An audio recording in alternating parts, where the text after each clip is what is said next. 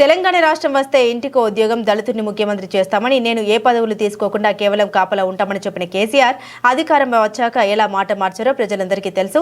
ఇదే రీతిగా అహంకారంతో దూరపోకడతో మాట్లాడితే తెలంగాణ ప్రజలు ఈ సరైన ప్రతిపక్ష హోదా ఇచ్చారు కానీ మళ్లీ వచ్చేసారి మాత్రం ఈ అవకాశం కూడా ఇవ్వరన్నారు.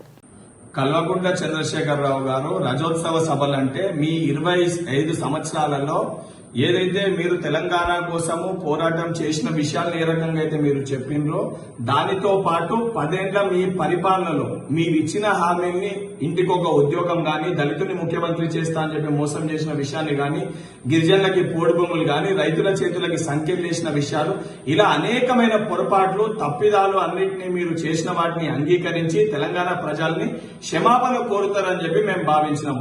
కానీ సిగ్గు శరం లేకుండా ఏ బల్పు ఏ అహంకారం అయితే మీకు ఉండేనో ఆ బల్పు అహంకారాన్ని తగ్గించాలని చెప్పి తెలంగాణ ప్రజలు మిమ్మల్ని నేలకేసి కొట్టినా కనీసము బుద్ధి లేకుండా అదే బల్పు తోటి అదే అహంకారంతో మళ్ళీ ఈ రోజు మీరు ప్రసంగించడం జరిగింది. తెలంగాణ రాష్ట్రం ఈ రోజు ఇచ్చింది సోనియా గాంధీ గారు. ఏదైతే కుటుంబ సమేతంగా సోనియా గాంధీ దగ్గరికి, గాంధీ కుటుంబం దగ్గరికి మీరు వెళ్లి కాలు మొక్కిన విషయాన్ని మర్చిపోయినరా? లేదా 10 సంవత్సరాలు మీరు తెలంగాణ రాష్ట్రానికి ముఖ్యమంత్రి అయిందంటే అది సోనియా గాంధీ గారు ఆ రోజు చొరవ తీసుకుని అటు ఆంధ్రప్రదేశ్ లో కంప్లీట్ గా కాంగ్రెస్ పార్టీకి ఏదైతే రేపు భవిష్యత్తు ఉండదని తెలిసి కూడా ఇచ్చిన మాట మేరకు తెలంగాణ రాష్ట్రాన్ని ఇచ్చిన గాంధీ కుటుంబాన్ని విమర్శించేది కొంచెమన్నా సిగ్గు ఉండాలి. ఈ రోజు ఊసర్వెల్లి లెక్క ఎప్పుడు ఏ అవసరం ఉంటే ఆ రకంగా మాట్లాడే వ్యక్తివి నువ్వని ఈ రోజు నీ ప్రసంగంలో చాలా స్పష్టంగా కనబడ్డది.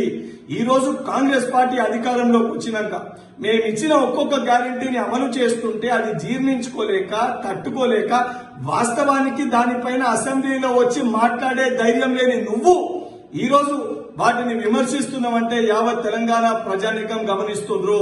నువ్వు చేసిన తప్పిదాలకి కనీసము మొన్నటిసారి నీకు ప్రతిపక్ష పార్టీ హోదా, ప్రతిపక్ష పార్టీ నాయకునిగా ప్రజలు హోదా కల్పించారు.